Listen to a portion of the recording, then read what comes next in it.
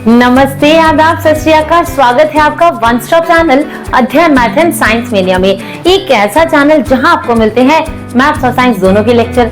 तो दोस्तों, मैं हूं शालिनी और मैं आज आपके लिए लेके आई हूं क्लास 10 लाइफ प्रोसेसेस का न्यूट्रिशन इन प्लांट्स का टॉपिक। इससे पहले वाली वीडियो में हम लोगों ने न्यूट्रिशन के बारे में जाना था और टाइप्स ऑफ न्यूट्रिशन के बारे में जाना था।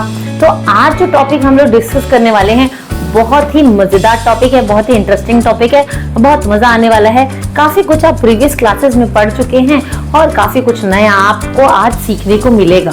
ठीक है, तो जल्दी से नोटबुक और पेन लेके बैठ जाइए और स्टार्ट करते हैं आज की क्लास। तो बेटा, न्यूट्रिशन इन प्लांट्स के बारे में हम लोग बात करेंगे। देखो, प्लांट्स जो हैं वो अपना न्यूट्रिशन कौन से प्रोसेस से ऑब्टेन करते हैं? प्लांट्स अपना न्यूट्रिशन कौन से प्रोसेस से ऑब्टेन करते हैं? ये तो छोटी क्लासेस से पढ़ता है ना, by the process of photosynthesis. चलो ठीक है, अब फोटोसिंथेसिस का प्रोसेस एक बार वापस से रिकॉल करो कि भाई ये एक ऐसा प्रोसेस जिसमें प्लांट कार्बन डाइऑक्साइड, वाटर और सनलाइट को यूज करता है in the presence of chlorophyll and make their food.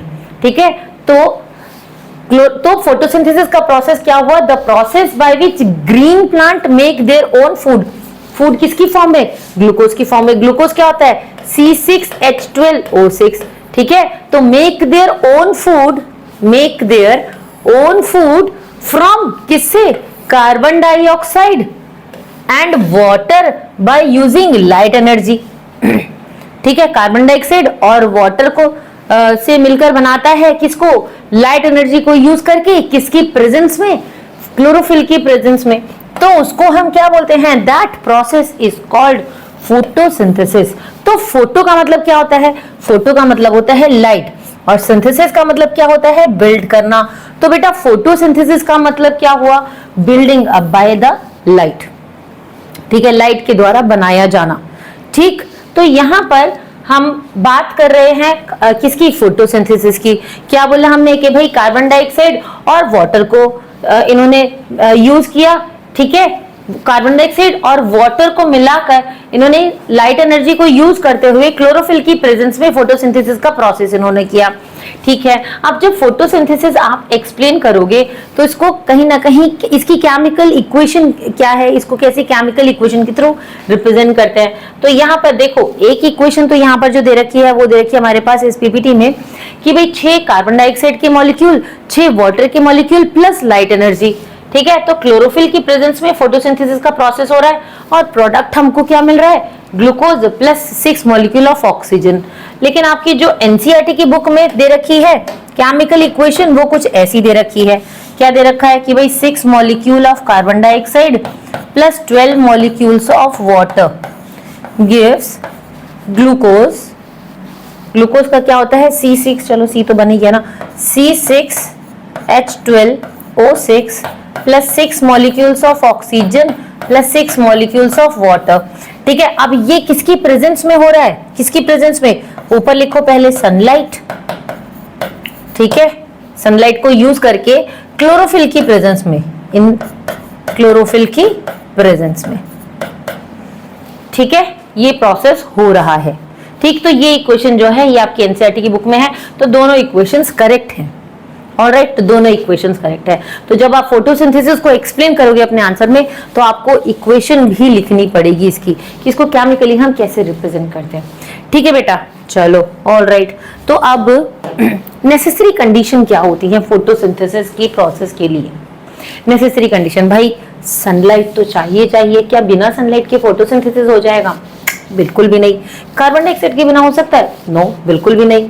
Third condition, chlorophyll. Chlorophyll का होना भी बहुत जरूरी है, ग्रीन पिगमेंट है ना। यहाँ पर क्या होता है? यहाँ पर फोटोसिंथेसिस का प्रोसेस होता है। और वाटर एंड मिनरल्स, है ना, वाटर और मिनरल्स का भी होना जरूरी है। क्यों? क्योंकि यहाँ पर अगर प्लांट को मान लो वाटर ना मिले या मिनरल्स ना मिले तो क्या प्लांट ग्रो कर पाएगा? बिल्कुल भी नहीं ग्रो कर पाएगा। ठीक, तो ये 4 नेसेसरी कंडीशंस हैं जो कि फोटोसिंथेसिस की प्रोसेस के लिए बहुत इंपॉर्टेंट है। ऑलराइट, तो अब हम बात करेंगे, थोड़ा सा इनको एक्सप्लेन करते हैं कि भाई सनलाइट, कार्बन डाइऑक्साइड, ठीक है, किस किस की बात की थी, sunlight, carbon dioxide, chlorophyll, water and minerals में ये सब नेसेसरी कंडीशंस हैं। तो क्यों है? अगर हम सनलाइट की बात करते हैं तो सबसे पहले तो सनलाइट भाई एनर्जी प्रोवाइड करता है कि भाई किसी भी केमिकल रिएक्शंस के लिए, फोटोसिंथेसिस का प्रोसेस जो है वो केमिकल रिएक्शन से होता है। अब वो केमिकल रिएक्शन कब होगा? तब तक नहीं होगा जब तक उसको एनर्जी नहीं मिलेगी, और वो एनर्जी उसको कहां से मिल रही है? सनलाइट से मिल रही है। ठीक है बेटा, तो sunlight provide energy required to carry out all the chemical reactions involved in the photosynthesis process. वही बात हो गई कि भाई पापा ने खाना सारा ला के रख दिया और घर में सिलेंडर खत्म है, गैस नहीं है ना, तो क्या होगा? खाना तो सब रखा हुआ है लेकिन वो एनर्जी नहीं है। गैस जो है वो एनर्जी की फॉर्म है जो कि केमिकल रिएक्शंस परफॉर्म करेगा। ठीक है, तो बात वही है कि भाई carbon dioxide, chlorophyll, water, mineral सब है, लेकिन अगर सनलाइट नहीं है तो केमिकल रिएक्शंस नहीं होंगे, है ना। केमिकल रिएक्शंस होने के लिए एनर्जी कहां से मिलनी है? सनलाइट से मिलनी है। तो सनलाइट इंपॉर्टेंट है। अब हम बात करेंगे किसकी? कार्बन डाइऑक्साइड की। तो भाई कार्बन डाइऑक्साइड एक्चुअल में एंटर कहां से करती है? कार्बन डाइऑक्साइड एंटर कहां से करती है पहले तो ये देख लेते हैं। हाँ, कार्बन डाइऑक्साइड का रोल हम देख लेते हैं। तो बेटा कार्बन डाइऑक्साइड एंटर कहां से करती है? Carbon dioxide gas enters the leaf of the plant through the stomata present on the surface. तो कार्बन डाइऑक्साइड प्लांट के लीफ में, जो प्लांट के सरफेस पे स्टोमेटा प्रेजेंट होता है, वहां से एंटर करती है। ठीक है, प्लांट के सरफेस पे स्टोमेटा प्रेजेंट होता है, कार्बन डाइऑक्साइड वहां से एंटर करती है। स्टोमेटा क्या होते हैं? स्टोमेटा छोटे छोटे पोर्स होते हैं जो कि प्लांट के सरफेस के ऊपर होते हैं। देखो जैसे हम सांस लेते हैं, है ना, हम सांस लेते हैं, ब्रीद इन करते हैं, तो हमारी नोज के अंदर 2 होल्स हैं, है ना, यहीं से हम ऑक्सीजन जो है वो इनहेल करते हैं, कार्बन डाइऑक्साइड एक्सहेल करते हैं। तो उसी तरह से प्लांट के पास कोई नोज तो है नहीं, ठीक है, तो वो स्टोमेटल पोर्स ही है जहां से कि गैसियस एक्सचेंज होगा। ठीक है, तो स्टोमेटल पोर्स कैसे? जैसे मान लो ये लीफ है, तो लीफ पे ये छोटे छोटे से होते हैं बेटा, बहुत छोटे छोटे। ठीक है, ये स्टोमेटल पोर्स होते हैं जहां से गैसियस एक्सचेंज होता है। ठीक है, तो वैसे कार्बन डाइऑक्साइड भी जो लीफ के सरफेस पे एंटर करती है वो कैसे एंटर करती है? इन स्टोमेटल पोर्स से ही एंटर करती है। टाइनी पोर्स होते हैं लीफ के सरफेस के ऊपर। अब हर एक स्टोमेटा जो है इसको कंट्रोल कौन करता है? ये स्टोमेटा है, देखो ये क्या है? हमारा स्टोमेटा है। ठीक, अब ये देखो एक बार आपको इसको थोड़ा सा डिटेल में दिखा देते हैं। अंदर दिख रहा है ये आपको, ये ओपनिंग दिख रही है छोटी सी, ये स्टोमेटा है। ठीक है, और यहां पर ये गार्ड सेल है बेटा, ये क्या है? ये गार्ड सेल है। अब ये स्टोमेटा की जो ओपनिंग और क्लोजिंग है इसको कौन कंट्रोल कर रहा है? ये स्टोमेटा है आपका। ठीक है, तो स्टोमेटा की ओपनिंग और क्लोजिंग को कौन कंट्रोल कर रहा है? ये दोनों गार्ड सेल्स कंट्रोल कर रहे हैं। ठीक है, किस तरह से कंट्रोल कर रहे हैं? देखो जब गार्ड सेल के अंदर पानी जाएगा, जब गार्ड सेल के अंदर वाटर एंटर करता है, इसके अंदर जब वाटर एंटर करता है, यहां से करेगा, ठीक है, इसके अंदर जब वाटर एंटर करता है तो क्या होता है? ये स्वेलअप हो जाते हैं, ये टर्जिड हो जाते हैं, फूल जाते हैं। फूलने से क्या होता है? इनका जो स्ट्रक्चर है ये कर्व स्ट्रक्चर हो जाता है। ठीक है, इस तरह से कुछ देखो, इसका स्ट्रक्चर कुछ ऐसा हो जाता है, इस तरह से, ये ऐसे ऐसे हो जाते हैं ये। ठीक है, इस तरह से। तो ये जो स्टोमेटा है ये ओपन हो जाता है। ठीक है, जैसे ही इसके अंदर वाटर एंटर करता है, जैसे ही इसमें अंदर वाटर एंटर करता है तो क्या होता है? ये स्वेलअप हो जाते हैं। ठीक है बेटा, वाटर अंदर आएगा तो ये फूल जाएंगे। अब ये फूल जाएंगे तो फूलने से क्या होगा? जो स्टोमेटा का पोर है, ये जो पोर है ना बेटा, ये देखो ये जो पोर है ना, ये पोर ओपन हो जाता है। ठीक है, स्टोमेटल पोर जो है ये खुल जाता है, और जैसे ही इन गार्ड सेल से पानी बाहर जाता है, बाहर निकल जाता है, तो ये फ्लेसिड हो जाते हैं। ये कैसे हो जाते हैं? ये श्रिंक हो जाते हैं, पिचक जाते हैं। तो इसका जो स्ट्रक्चर है ये स्ट्रेट हो जाता है। ठीक है, यहां से अब पानी बाहर चला गया, यहां से, ऑलराइट, इसका कलर चेंज करते हैं, यहां से पानी बाहर चला गया। ठीक, तो अब पानी नहीं है इसके अंदर, तो क्या होगा? ये श्रिंक हो जाएंगे, श्रिंक होने से ये क्या हो जाते हैं? ये स्ट्रेट हो जाते हैं, और जो स्टोमेटल पोर है वो क्लोज हो जाता है। तो यहाँ पर गैसियस एक्सचेंज जो है वो कम हो जाता है, ट्रांसपिरेशन कम हो जाता है, वाटर का ट्रांसपिरेशन प्रोसेस, अभी हम इसको आगे पढ़ेंगे। ठीक, तो ये जो कार्बन डाइऑक्साइड इन और आउट हो रही है बेटा, ये किससे इन और आउट हो रही है? ये स्टोमेटल पोर से हो रही है। ऑलराइट, आगे देखते हैं अब। ठीक है, अब हम पढ़ते हैं टिपिकल स्टोमेटा डायग्राम के बारे में। तो इस डायग्राम के अंदर आपको ये डायग्राम तो दिख रहा होगा ना भाई, इसके अंदर क्या क्या है ये देखो, इसमें ये एपिडर्मल सेल आपको नजर आ रहा है बेटा, ये एपिडर्मल सेल है, ठीक है, बाहर की तरफ। ये एपिडर्मल सेल का क्या काम होता है, ये देखो, ये आउटर मोस्ट लेयर होती है सेल की, ठीक है, लीफ की जो आउटर मोस्ट लेयर होती है ना बेटा, ये वो होती है। तो ये क्या करता है, ये जो ऊपर आपने कभी लीफ को पकड़ के देखा होगा हाथ में, तो ऊपर से वैक्सी सा सब्सटेंस होता है ना, वो वैक्सी सा सब्सटेंस क्या होता है, वो वैक्स कटिकल होता है, वैक्स क्यूटिकल होता है। वैक्स क्यूटिकल को कौन पेनिट्रेट कर रहा है, वैक्स क्यूटिकल को एपिडर्मिस जो है पेनिट्रेट कर रहा है, ठीक है। तो एपिडर्मिस में एपिडर्मल सेल होते हैं जो कि उसको पेनिट्रेट कर रहे हैं। अब एपिडर्मल सेल का काम क्या है, जो अंडरलाइंग टिश्यूज होते हैं एक तो उनको प्रोटेक्ट करता है, नीचे की तरफ जो टिश्यूज होते हैं उनको प्रोटेक्ट करता है डैमेज होने से, ठीक है, और वाटर लॉस को रेगुलेट करता है, ठीक है। तो कुछ इस तरह से होता है बेटा, देखो एपिडर्मल सेल, अगर आप देखोगे ना लीफ का क्रॉस सेक्शन जो एनसीईआरटी में दे रखा है, तो ऊपर इस तरह से ये एपिडर्मल सेल बना रखा है ना, और नीचे क्या होते हैं, नीचे यहाँ पर पेलिसेड्स होते हैं, ठीक है, इसमें बहुत सारे ये स्टोमेटा क्लोरोप्लास्ट प्रेजेंट है, ठीक, कुछ इस तरह से पेलिसेड सेल्स होते हैं यहाँ पर, ठीक है,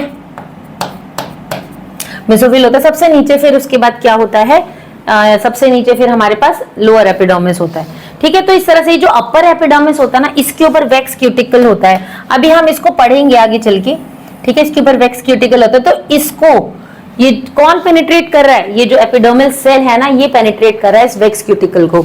तो ये क्या काम करता है, ये जो अंडरलाइंग टिश्यूज होते हैं, इसके नीचे के जो टिश्यूज होते हैं उनको डैमेज होने से बचा रहा है, और जो एक्सेस जो वाटर है उसको रेगुलेट कर रहा है, ठीक है, वाटर लॉस को रेगुलेट कर रहा है। ऑलराइट, ठीक है, तो ये है हमारे एपिडर्मल सेल। अब हम बात करेंगे गार्ड सेल्स की। तो गार्ड सेल्स देखो, ये हैं गार्ड सेल्स, यहां पर ये डार्क कलर ले लेते हैं ना, ओके, ये ले लेते हैं, ये तो सेम हो जाएगा, ठीक है, ये ले लेते हैं। तो ये बेटा ये है हमारे गार्ड सेल्स, ठीक है, ये देखो, ये क्या है, ये है गार्ड सेल्स। इनका काम क्या है, जस्ट अभी हम लोगों ने पढ़ा था। देखो गार्ड सेल्स होते हैं, ये पेयर ऑफ स्पेशलाइज्ड सेल्स होते हैं। गार्ड सेल्स क्या होते हैं, पेयर ऑफ स्पेशलाइज्ड सेल्स, और ये कहां पर सराउंडेड होते हैं, जो स्टोमेटल पोर होता है उसके आसपास सराउंडेड होते हैं। अब ये क्या काम है इनका बेटा, जो स्टोमेटल पोर है ना, उसकी ओपनिंग और क्लोजिंग को ये कंट्रोल कर रहे हैं। क्या कर रहे हैं, ये जो स्टोमेटल पोर है इसकी ओपनिंग को और इसकी क्लोजिंग को ये कंट्रोल कर रहे हैं, ठीक है। अब गार्ड सेल जब टर्जिड हो जाएगा यानी कि फूल जाएगा, तो उस टाइम पे क्या होगा, जो स्टोमेटल पोर है वो ओपन हो जाएगा। इससे क्या होगा, गैसियस एक्सचेंज और ट्रांसपिरेशन का प्रोसेस जो है वो हो पाएगा, ठीक है। और जब गार्ड सेल फ्लेसिड हो जाएगा, फ्लेसिड यानी कि पिचक जाएगा, तो उस टाइम पे क्या होगा, यहाँ पर ये पोर जो है गार्ड सेल, ये जो स्टोमेटा का पोर है ये क्लोज हो जाएगा, और यहाँ से गैसियस एक्सचेंज बंद नहीं होगा, कम हो जाएगा, और वाटर लॉस भी कम हो जाएगा। ऑलराइट, समझ आ गया, ठीक है। अब आप बोलोगे मैम ट्रांसपिरेशन का प्रोसेस क्या है, चलो इसको आगे देख लेते हैं, ठीक है बेटा। देखो स्टोमेटल पोर की हम लोग बात कर रहे हैं, ठीक है। तो हमने बात की यहाँ पर कि भाई यहाँ पर ये ओपनिंग होती है दो गार्ड सेल की, जो कि अलाउ करती है एक्सचेंज ऑफ गैसियस एक्सचेंज को अलाउ करती है, और ट्रांसपिरेशन को। अब ट्रांसपिरेशन क्या होता है, जैसे मान लो ये हमारा प्लांट है बेटा, ये क्या है, ये हमारा एक प्लांट है, ठीक है, यहाँ पर ये लीफ है, ठीक। अब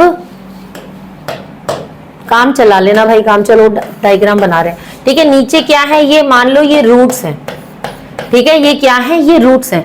अब क्या होगा भाई, इसमें पानी दिया, ये पानी हमने दिया, तो वाटर और मिनरल कहाँ जाएंगे, वाटर और मिनरल को भाई ऊपर की तरफ जाना है ना, ऊपर की तरफ जाना है। तो क्या ये वाटर और मिनरल ऊपर की तरफ जा पाएंगे, अगर यहाँ पर अपने आप से जा पाएंगे, नहीं जा पाएंगे। मान लो बड़े बड़े पेड़ हैं, तो क्या हम बड़े बड़े पेड़ों में ऊपर जा पाएंगे, प्लांट के अंदर जा पाएंगे, नहीं जा पाएंगे। तो यहाँ पर ये जो स्टोमेटल पोर्स होते हैं, जैसे ये सनलाइट है, तो सनलाइट जैसे इनके ऊपर गिरती है ना बेटा, जैसे सनरेज इनके ऊपर गिरती है, सनलाइट इसके ऊपर गिरती है, तो क्या होता है, एक सक्शन क्रिएट होता है, सक्शन क्रिएट होता है। तो उससे क्या होता है, नीचे जो वाटर ड्रॉपलेट्स होती हैं, जो मिनरल्स होते हैं, वो ऊपर की तरफ आते हैं, ठीक है, लीफ के पास। लीफ क्या है? Leaf is the kitchen of a plant, जहां पर की फोटोसिंथेसिस का प्रोसेस हो रहा है। तो इसीलिए अगर पानी मान लो ऊपर की तरफ नहीं आएगा तो क्या होगा? बहुत धीरे धीरे आएगा, हो सकता है, या हो सकता है ना भी पहुंच पाए, है ना। तो इससे क्या होगा? प्लांट की ग्रोथ जो है कहीं ना कहीं अफेक्ट करेगी, मे भी हो सकता है कि प्लांट जो है वो मर जाए, ठीक। तो इसीलिए ट्रांसपिरेशन भी इंपॉर्टेंट होता है। तो स्टोमेटल पोर क्या करता है बेटा? स्टोमेटल पोर एक तो ओपनिंग और क्लोजिंग है ना। स्टोमेटल पोर क्या है? अगर ओपन होगा तो गैसियस एक्सचेंज होगा, दूसरा ट्रांसपिरेशन का प्रोसेस होगा, ठीक है। तो जो साइज होता है पोर का वो कैसे रेगुलेट हो रहा है? ये गार्ड सेल जो है इनकी टर्जिडिटी से जो है ये रेगुलेट हो रहा है, ठीक है। गार्ड सेल की टर्जिडिटी से ये रेगुलेट हो रहा है, ठीक है। ऑल राइट, अब हम बात करेंगे इनर थिक वॉल और आउटर थिक वॉल की। अब जरा ध्यान से देखना, अगर आप इसको डायग्राम को ध्यान से देखो बेटा, अगर आप इस डायग्राम को ध्यान से देखोगे तो आपको ये दिख रहा होगा, ये देखो, ये अगर मान लो ये हमारा क्या है? गार्ड सेल है ना। तो गार्ड सेल में आपको यहां पर ये इनर थिक वॉल नजर आ रही है, ये इनर थिक वॉल नजर आ रही है, ये देखो ये, ठीक है, ये इनर थिक वॉल है। और ये जो है ये वाली, ये जो है ना, ये आउटर थिन वॉल है, ये आउटर थिन वॉल है, ठीक है। तो इनर थिक वॉल क्या होती है बेटा? ये जो गार्ड सेल्स होते हैं उनको स्ट्रक्चरल सपोर्ट प्रोवाइड करती है। क्या करती है? उनको स्ट्रक्चरल सपोर्ट प्रोवाइड करती है।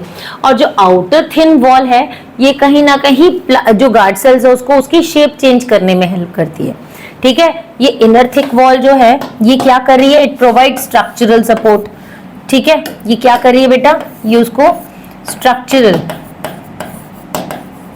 सपोर्ट प्रोवाइड कर रही है, ठीक है। और ये क्या कर रही है? ये कहीं ना कहीं उसको शेप और साइज चेंज करने में हेल्प कर रही है, हेल्प्स टू चेंज, ठीक है, हेल्प्स टू चेंज लिख लेना इधर, शेप और साइज, ठीक है। तो इसको थोड़ा सा डिटेल में देखते हैं हम लोग। अब देखो,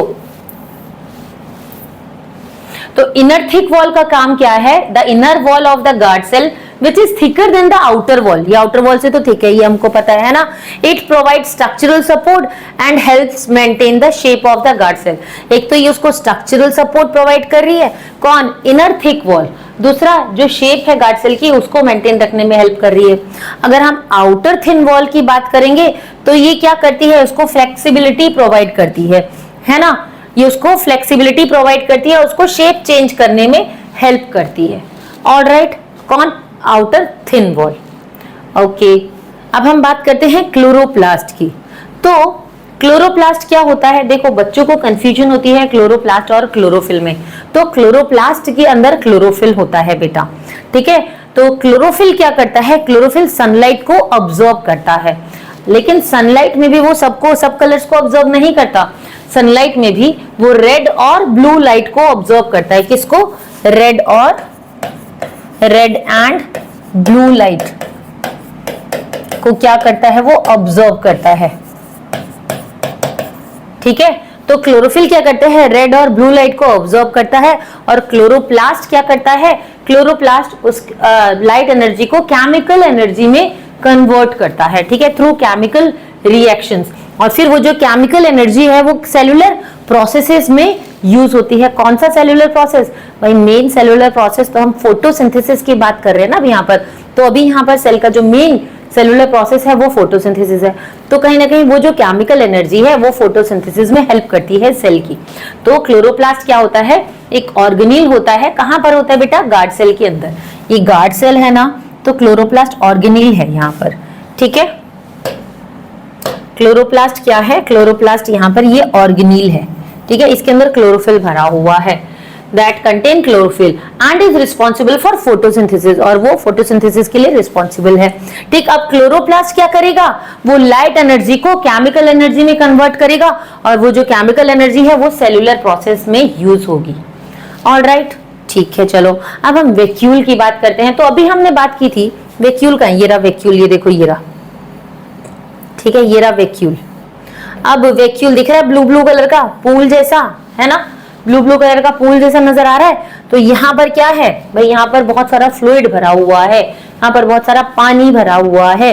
तो यानी कि हमें क्या पता चल रहा है, यहाँ पर हमें पता चल रहा है कि जो गार्ड सेल की टर्जिडिटी है ना, गार्ड सेल की जो टर्जिडिटी है और फ्लेसिडिटी है, फ्लेसिड टर्जिडिटी फूला हुआ है, फ्लेसिड पिचका हुआ है, वो सिर्फ और सिर्फ किसकी वजह से हो रहा है भाई, ये वैक्यूल के अंदर अगर वाटर या ये फ्लूइड अवेलेबल है तो जो गार्ड सेल है वो कैसा होगा, बताओ जल्दी से, वो कैसा होगा, वो टर्जिड होगा, फूला हुआ होगा अगर इसमें वाटर अवेलेबल है। और अगर इस वैक्यूल में वाटर अवेलेबल नहीं है तो उस टाइम पे गार्ड सेल जो होगा वो फ्लेसिड होगा, और गार्ड सेल अगर फ्लेसिड होगा, पिचका हुआ होगा, तो इसके जो स्टोमेटल पोर है वो क्लोज होगा।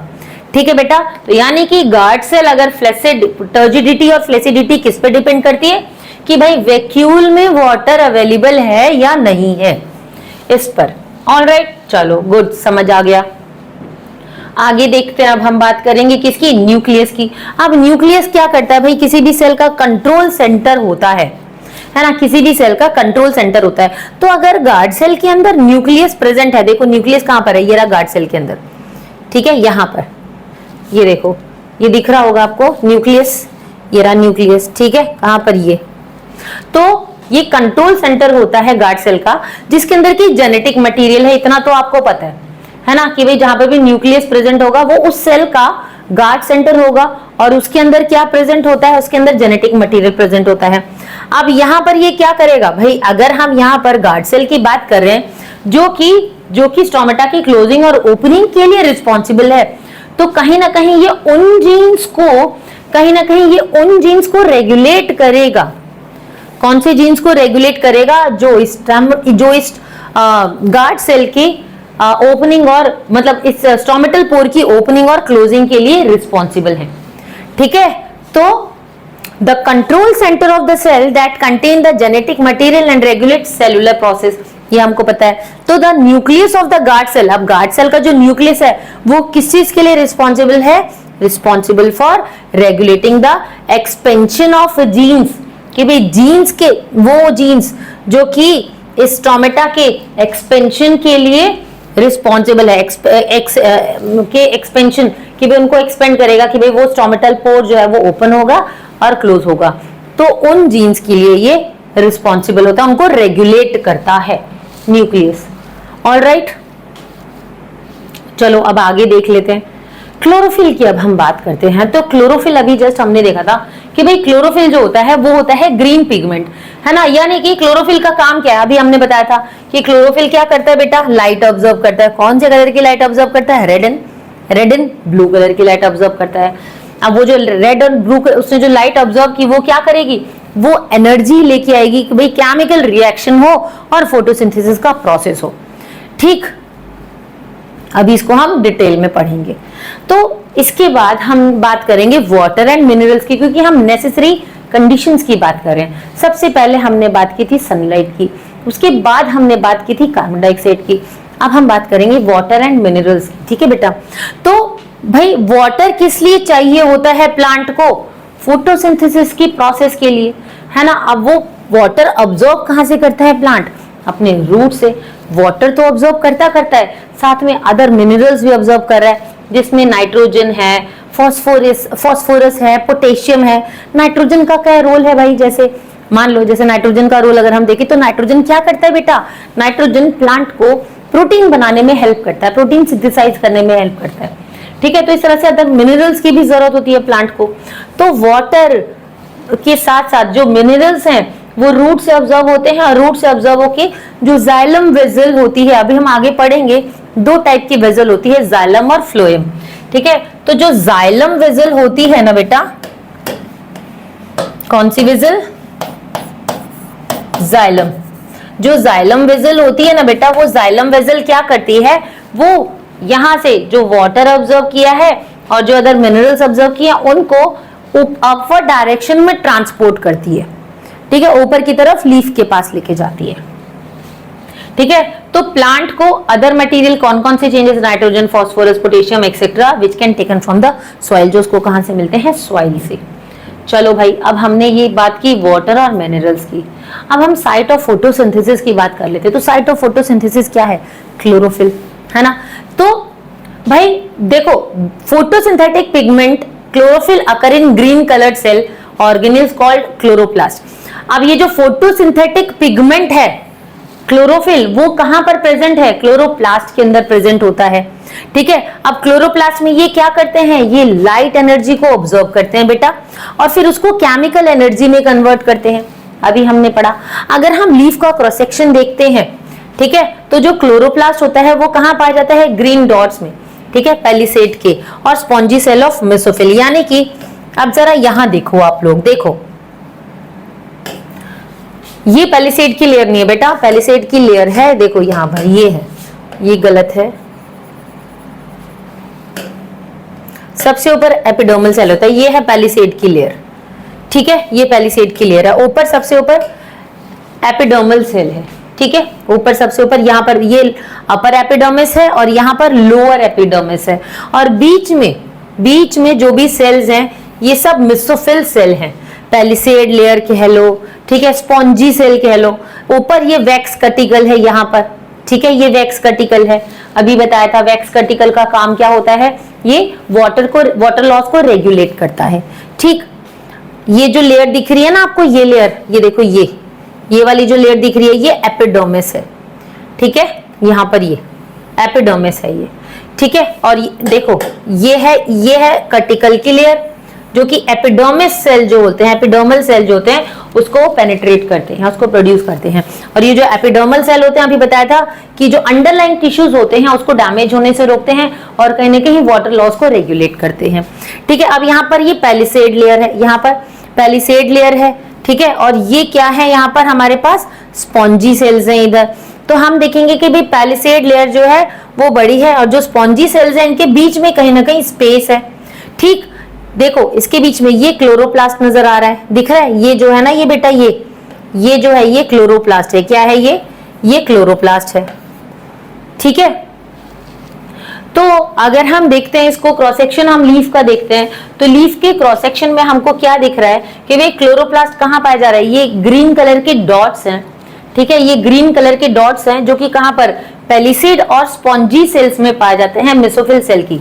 ये पूरा का पूरा देखो, पैलिसेड लेयर से अपर एपिडर्मिस और लोअर एपिडर्मिस से, ये लोअर है और यहाँ पर ये अपर एपिडर्मिस है, ये है बेटा अपर एपिडर्मिस, इधर लिख देते हैं अपर एपिडर्मिस। तो ये अपर एपिडर्मिस है और ये लोअर एपिडर्मिस है, और इसके बीच में जितने भी सेल हैं ये सारे के सारे मेसोफिल सेल हैं, ठीक है बेटा। तो यहाँ पर जो क्रॉस सेक्शन है लीफ का, उसमें क्लोरोप्लास्ट कहाँ पाया जा रहा है, ग्रीन डॉट्स की फॉर्म में, ये पैलिसेड में।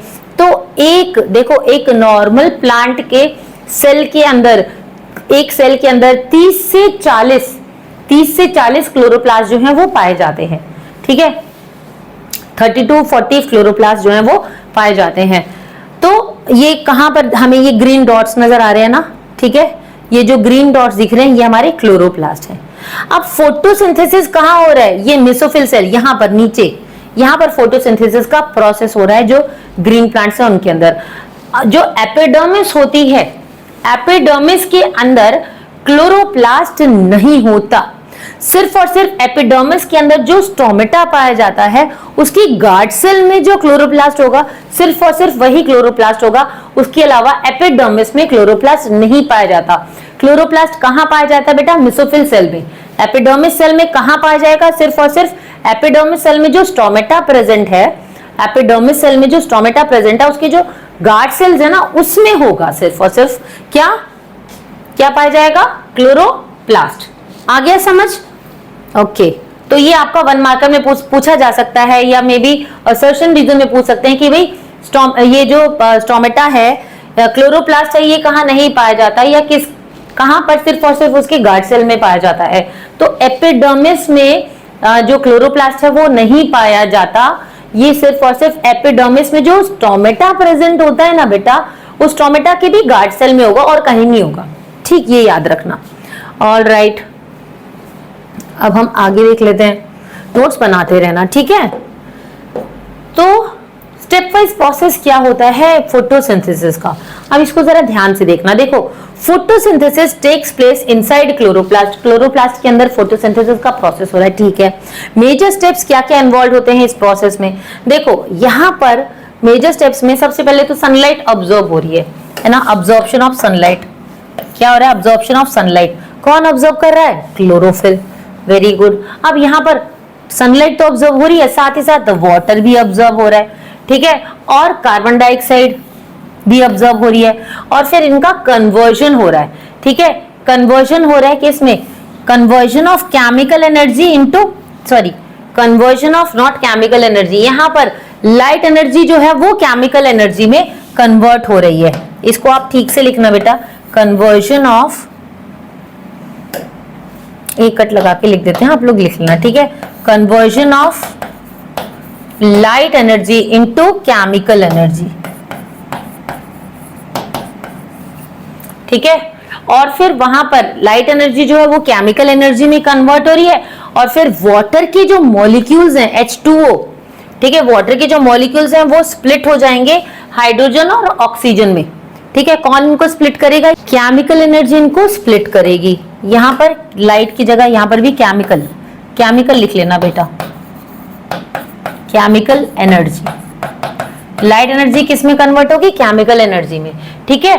तो अब क्या हो गया भाई, यहाँ पर कन्वर्जन हो गया कि भाई लाइट एनर्जी जो है वो केमिकल एनर्जी में कन्वर्ट हुई, और उसने क्या किया, उसने वाटर की जो मॉलिक्यूल्स है उसको स्प्लिट कर दिया, स्प्लिट कर दिया यानी कि तोड़ दिया, किस में कन्वर्ट कर दिया, हाइड्रोजन और वाटर में कन्वर्ट कर दिया। अब ये जो रिडक्शन हुआ है कार्बन डाइऑक्साइड का बाय हाइड्रोजन, वो क्या होगा, वो क्या बनाएगा, कार्बोहाइड्रेट्स बनाएगा, ठीक है। जो रिडक्शन हुआ है वाटर मॉलिक्यूल्स का, कार्बन डाइऑक्साइड का, किसने रिडक्शन किया है, हाइड्रोजन ने कार्बन डाइऑक्साइड का रिडक्शन किया, को रिड्यूस किया, और किसमें कन्वर्ट किया, उसको कार्बोहाइड्रेट्स में। कौन से कार्बोहाइड्रेट, जैसे ग्लूकोज हो गया, ठीक है। और कैसे उसको स्प्लिट किया, बाय यूजिंग केमिकल एनर्जी। उस केमिकल एनर्जी को यूज करके कार्बन डाइऑक्साइड के मॉलिक्यूल्स को हाइड्रोजन ने तोड़ा और कार्बोहाइड्रेट्स में कन्वर्ट किया। बात समझ आई, ठीक है। तो यहाँ पर ये जो कन्वर्जन हुआ है, ये ट्रांसफॉर्मेशन ऑफ, ये जो लाइट एनर्जी जो है ये केमिकल एनर्जी में जब कन्वर्ट हुई है, तब ये सारा का सारा प्रोसेस हुआ है। आया समझ, चलो ठीक है। अब इसको थोड़ा सा और डिटेल में देख लेते हैं। देखो बेटा, ये एक माइंड मैप हो जाएगा आपके लिए, ठीक है। Photosynthesis in green plants, green plants में फोटोसिंथेसिस का प्रोसेस कैसे होता है। देखो, सबसे पहले तो लाइट जो है वो एंटर करती है कहां पर, जो लीफ का क्लोरोप्लास्ट है वहां पर लाइट जो है वो एंटर की, ठीक है। कहां पर एंटर की बेटा, लीफ का जो क्लोरोप्लास्ट है, लीफ का जो क्लोरोप्लास्ट है वहां पर लाइट जो है वो एंटर की, ठीक है, क्लोरोप्लास्ट में एंटर की, ठीक है। अब क्या होगा, जो क्लोरोप्लास्ट के अंदर क्लोरोफिल प्रेजेंट है वो उस लाइट को कैप्चर कर लेगा। क्लोरोप्लास्ट जो प्रेजेंट है ना, क्लोरोप्लास्ट के अंदर जो क्लोरोफिल है वो उस लाइट को कैप्चर कर लेगा। कौन सी लाइट को, रेड लाइट और ब्लू लाइट को कैप्चर कर लेगा, ठीक है, कैप्चर्स लाइट एनर्जी। अब क्या होगा, अब इसने लाइट एनर्जी को कैप्चर कर लिया, अब इससे दो काम होंगे। पहला काम होगा कि भाई एक पार्ट जो होगा एनर्जी का, उससे वाटर के जो मॉलिक्यूल्स है उसको स्प्लिट किया जाएगा, ठीक है, ठीक है। ये वाटर के जो मॉलिक्यूल्स है उसको स्प्लिट करेगा, यानी कि H2O किसमें, हाइड्रोजन प्लस ऑक्सीजन में कन्वर्ट हो जाएगा, हाइड्रोजन प्लस O2, ये स्प्लिट हो गया, कौन, H2O, ठीक है। और जो दूसरा पार्ट है, और उसको कैसे यूटिलाइज करेगा कि भाई स्ट्रोमा जो होगा उस फ्लूइड का, वो स्ट्रोमा के अंदर चला जाएगा। स्ट्रोमा क्या होता है, other part is used in stroma. Stroma क्या होता है, fluid surrounded grana inside chloroplast. Chloroplast के अंदर ग्रेना के आसपास जो फ्लूइड होता है, ठीक है, वो वहां पर चला जाएगा। अब वहां पर जाने के बाद क्या होगा, सबसे पहले तो हम यहां देख लेते हैं कि भाई वाटर के मॉलिक्यूल टूटे, अब क्या होगा, ऑक्सीजन जो है वो तो बाय प्रोडक्ट है और उसको वो क्या करेगा, रिलीज कर देगा, ठीक है, एयर में। और हाइड्रोजन को भी वो कहां ले जाएगा, स्ट्रोमा के पास ले जाएगा। अब स्ट्रोमा के पास जाके फोटोसिंथेसिस का प्रोसेस होगा यहां पर, ठीक है, स्ट्रोमा के पास जाके फोटोसिंथेसिस का प्रोसेस होगा, ठीक। अब स्ट्रोमा क्या करेगा, देखो स्ट्रोमेटा क्या करेगा, stomata opens and takes in carbon dioxide. Stomata जब खुला तो उसने क्या किया, कार्बन डाइऑक्साइड को लिया, गैसियस एक्सचेंज तो चल ही रहा है ना, और ऑक्सीजन को उसने बाहर भेज दिया, ठीक है। और जो कार्बन डाइऑक्साइड है उसको स्ट्रोमा के पास लेके गया। अब स्ट्रोमा के अंदर भाई हाइड्रोजन भी गई, ठीक है, ये हाइड्रोजन गई, ठीक है, कार्बन डाइऑक्साइड गया, वाटर गया, ये तीनों के तीनों कंबाइन हुए स्ट्रोमा के अंदर जाकर, और वहां पर ये किसमें कन्वर्ट हो गए, ग्लूकोज में। अब ग्लूकोज जो है ये ब्रेक डाउन होगा और एनर्जी देगा कि भाई जब भी प्लांट को जैसे भी एनर्जी की रिक्वायरमेंट होगी तो ग्लूकोज ब्रेक डाउन होकर उसको एनर्जी देगा। और ये लीव्स के अंदर ऐसा नहीं सारी एनर्जी यूज हो जाएगी, ये लीव्स के अंदर स्टोर्ड भी हो जाता है। जो स्टोर्ड ग्लूकोज होता है वो किस फॉर्म में स्टोर होता है बेटा, स्टार्च की फॉर्म में स्टोर हो जाता है। ऑलराइट, ये स्टार्च की फॉर्म में वहां जाकर स्टोर हो जाता है, ठीक है। चलो अब आगे बढ़ते हैं, ये था हमारा एक माइंड मैप, ठीक।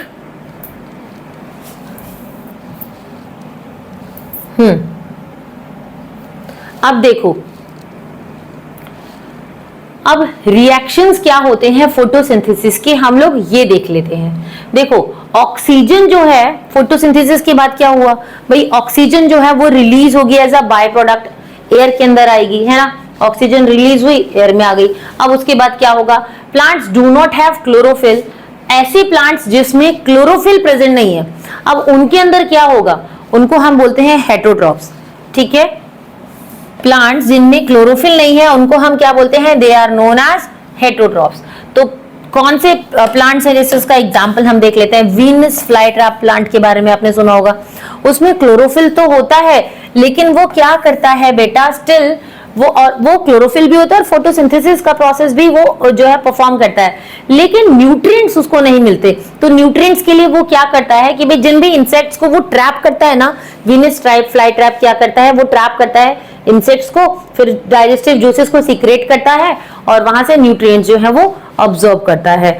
तो भाई क्लोरोफिल भी है उसके पास, ठीक है, और फोटोसिंथेसिस का प्रोसेस भी हो रहा है, लेकिन स्टिल वो इंसेक्ट्स को खाता है, इंसेक्ट्स को ट्रैप करता है, क्योंकि उसको न्यूट्रिएंट्स चाहिए होते हैं उन न्यूट्रिएंट्स के लिए, ठीक है।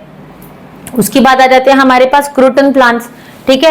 क्रोटन प्लांट्स कौन से होते हैं, ऐसे प्लांट्स होते हैं जो देखने में ग्रीन कलर के नहीं होते हैं, ठीक है।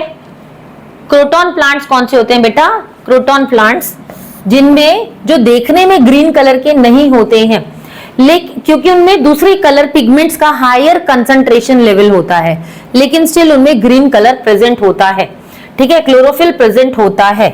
तो यहाँ पर फोटोसिंथेसिस का प्रोसेस चलता है और नॉर्मली चलता है। तो बहुत सारे प्लांट्स होते हैं वो पैरासाइटिक भी होते हैं और सेप्रोफाइटिक भी होते हैं नेचर के, बस आपको इससे ज्यादा जानने की जरूरत नहीं है, अभी आपके लिए इतना काफी है। ऑलराइट, तो ये हमने पढ़ा कि भाई रिएक्शंस जो होते हैं फोटोसिंथेसिस के वो क्या क्या होते हैं। तो बेटा आज की क्लास हम यही ओवर करते हैं, नेक्स्ट वीडियो में हम लोग डिस्कस करेंगे फोटोसिंथेसिस इन डेजर्ट प्लांट। तो आई होप आज जो पढ़ा है वो आपको समझ आया होगा, ठीक है। तो keep practising, keep learning, and if you like our videos then please like, comment, share and subscribe our channel. Till then bye.